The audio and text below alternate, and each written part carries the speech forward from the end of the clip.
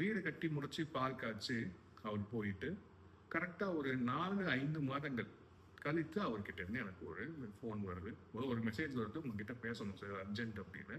அப்புறம் என்னங்க ஃபோன் பண்ணி கேட்கும்போது, சார் நான் உங்ககிட்ட தான் வாஸ்து பிளான் வாங்கினேன், நீங்கள் தான் வாஸ்து பிரகாரம் போட்டு கொடுத்தீங்க, எல்லாம் கரெக்டாக இருக்குன்னு நினச்சி தான் நான் போனேன். இப்போ வந்து போனதுக்கப்புறம் 4-5 மாதத்துக்கு அப்புறம் என்னுடைய மாமியார் எங்கள் கூட தான் இருக்காங்க.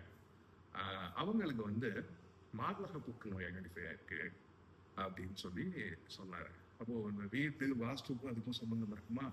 வந்த உடனே இந்த மாதிரி ஒரு கெட்ட செய்தி வருது, இது எப்படி போய் முடியுங்கிறது எனக்கு தெரியலை அப்படிங்கிறது அவர் சொன்னபோது எனக்கு ரொம்ப கலக்கமாக இருந்தது. சார் நான் கொடுத்த பிளான் பிரகாரம் தான் நீங்கள் கட்டிட்டீங்களா அப்படிங்கிறது கேட்டேன். ஆமாம் சார், நீங்கள் கொடுத்த பிளான் பிரகாரம் அப்படியே தான் நான் கட்டியிருக்கேன், எக்காரணத்தை கொண்டு எந்த விதமான மாறுதலும் அதை பண்ணலை, நீங்கள் கொடுத்த மாதிரி அப்படியே நான் வீடு கட்டியிருக்கேன் அப்படின்னாரு. அப்போ அந்த மாதிரி இருந்த நல்ல இடத்துல நல்ல வீடு கட்டி இருக்கும்போது இந்த மாதிரியான விஷயங்கள்ல பிரச்சனை வர்றதுக்கான வாய்ப்பு இல்லையே, எப்படி இது புற்றுநோயா வந்தது அப்படின்னு எனக்கு ஒரே குழப்பம். எப்பயுமே இன்னைக்கு வந்து ரொம்ப காமனா புற்றுநோய் அப்படிங்கிறது அது வந்து மார்பக புற்றுநோயும் அடிவயிறு சம்பந்தப்பட்ட இந்த யூட்ரஸ் கேன்சரும் லேடிஸ்க்கு இப்போ நிறைய வருது. என்னை பொறுத்தளவுக்கு என்னோட அனுபவத்துல தென்கிழக்கு சவுத் ஈஸ்ட் கார்னர் அக்னி மூலையில பிரச்சனை இல்லாம இந்த மாதிரியான விஷயங்கள் வர்றதில்லை. 95% அக்னியில இருக்கக்கூடிய பிரச்சனைகளால தான் இந்த மாதிரியான பெண்களுக்கு மார்பக புற்றுநோயோ அடிவயிறு சம்பந்தப்பட்ட விஷயமோ வரும்.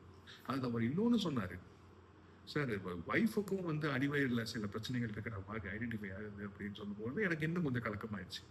என்ன அடுத்தடுத்து பெண்கள் ப்ராப்ளம் பண்றாங்க, அப்புறம் பெண்களுக்கு உடல்நிலை சம்பந்தப்பட்ட விஷயத்துல பாதிப்பு வருதுன்னு. சார் அக்னியில எதுவும் பிரச்சனை பண்ணீங்களா, எதுவும் தெரியாம குழி எதுவும் போட்டீங்களா, எதுவும் தப்பு பண்ணீங்களா? இல்லை சார், நாங்கள் அக்னி மூலையில் எந்த விதமான விஷயமே பண்ணலை அப்படிங்கிறாங்க. சரி சார், நான் நேரில் வந்து பார்க்குறேன். ஏன்னா நான் போட்டு கொடுத்த பிளானுக்கும் உங்கள் வீட்டு வாஸ்து அமைப்புக்கும் நீங்கள் சொல்கிற விளைவுகள் வந்திருக்கிறதுக்கு வாய்ப்பு இல்லை. பட் ஸ்டில் நான் நேரில் வந்து பார்க்குறேன் அப்படின்னு சொல்லி நான் போகிறேன்.